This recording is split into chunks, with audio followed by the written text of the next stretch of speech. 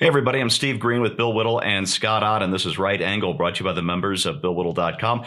And I'm going to take 35 seconds away from the show to show you the most shocking police video since the Philandro Castle shooting of just a few years ago.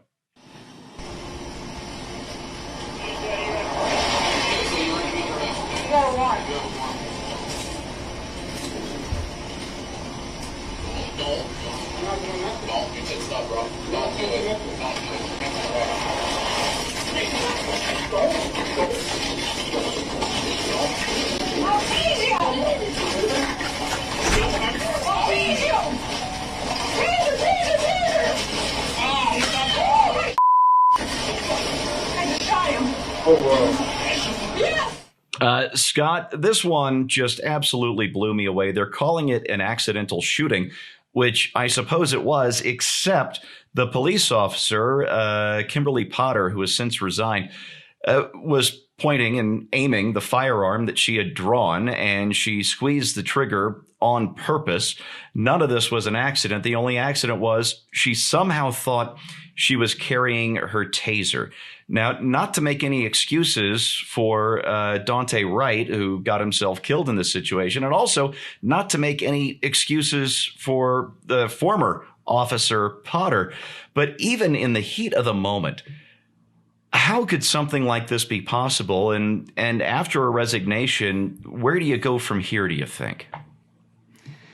Well, just before we recorded this episode, we got the news alert that the police officer involved and the police chief of that department had both announced their resignation. The police officer was immediately put on administrative leave right after the incident, like they usually do anytime an officer discharges their weapon. But we have so precious little information right now. And as we talked about last week on the idea of having cameras in the courtroom and what we see on body cam, we already think we know the whole story. So everybody thinks they understand everything about this because we saw a little snippet of video.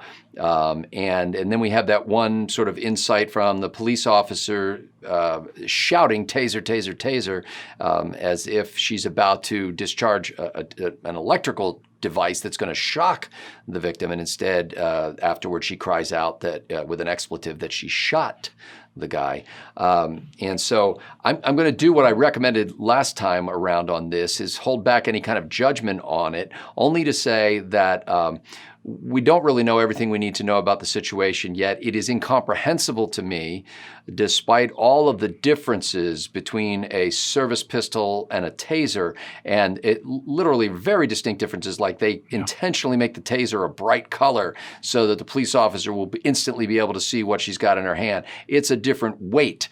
It's supposed to be worn on a different side of the body. And so all of this, and nevertheless, somehow in the heat of this skirmish, she winds up doing something that will ruin her 26-year career in the police force and has eliminated a young man's life in a situation where no matter what you say about the young guy and whether he was trying to run away from the police, you don't want anybody dead over stuff like this.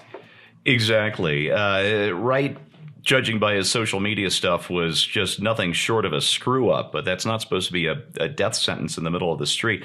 Bill, the thing that got me about this, the clip itself that we just saw is only 35 seconds long, but the actual action of the thing is really only about 15 seconds.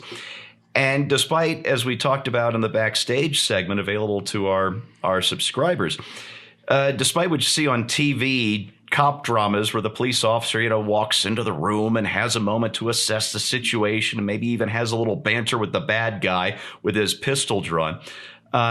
These things in real life happen very, very quickly, and mistakes are made, and now one life is ruined and another is dead. Is it the speed that's to blame? Is it lack of training? What do you think happened here? I think the officer, again, with the same caveats that everybody else has put on this, wasn't there just based on what we saw. But I cannot think of any reason why a police officer would intentionally shoot a gun at somebody knowing that she's on body cam, claiming she thought she was tasing the guy both before and after. I'm utterly convinced from what I saw that she really did think she had a taser in her hand. So the question is, how did that happen? And I think the answer is adrenaline. We don't know what we're going to do when we're fully adrenalized. And one of the reasons that many people get fairly realistic firearms training is not so they can get better accuracy at putting a shot into an assailant. It's so they don't blow their own foot off getting the gun out of the holster. That's what adrenaline does for you. One of the qualities that being extremely adrenalized has is a kind of it's not a physical tunnel vision, but it's an emotional and intellectual tunnel vision. She may have been so busy looking at the hands of this guy or his eyes or whatever that she actually didn't see that she didn't have a taser. She had a pistol. Now, for those of you that think that's ridiculous, I'll give you two quick examples, one of which happened to me and one of which didn't. The silly one happened to me, and the serious one happens all the time. The silly example is I was looking for a VHS tape in my living room many, many years ago, and I spent 40 minutes looking for that tape. I know I'd put it down. It was a black VHS tape, and I'd put it down there, and I looked around. I looked in this room without a lot of stuff in it for 40 minutes, and I couldn't find it. And then finally I sat down on the couch and started thinking about something else, and I looked down, and on the coffee table in front of me, there was the VHS tape, except it was in a white case. I wasn't looking for a white case. I was looking for a black case, and I must have looked at that thing 100 times. But my brain was not expecting that to be in a white case. I knew I'd left it down there, and I'd left it as a black case. I didn't see it. The more serious example, which happens with appalling frequency, and this I think is a much better example of what the power of adrenaline will do to you, is in general aviation, twin-engine airplanes, piston-powered engine airplanes, usually there's just enough reserve power so that the second engine will fly you to the scene of the crash. But what happens very frequently in general aviation is that a twin-engine airplane will lose power, especially on takeoff, and the pilot will either reduce the power or feather the prop on the live engine. He will realize that he's at an engine failure. He'll know that one of the engines has failed, and then he will pull the power back on the working engine. This happens with appalling regularity, despite the training. And it's not like you don't know. You can look out the window and see that, okay, there's the engine not working, and here's my gauges showing me this engine isn't working. But you are so filled with adrenaline that your immediate action is to do something out of panic, and it ends up getting you killed. And I think that's probably what happened here. Now, we expect that if we're going to fly in a commercial jet, that the pilot, if he loses an engine on takeoff, will not pull the throttle on the working engine. That is an expectation that I have of professional pilots. And I think we have a right to make that same expectation of police officers. So why this happened, I don't know. But I do know that, once again, the reason context is important is because it shows us how big a problem this is or isn't.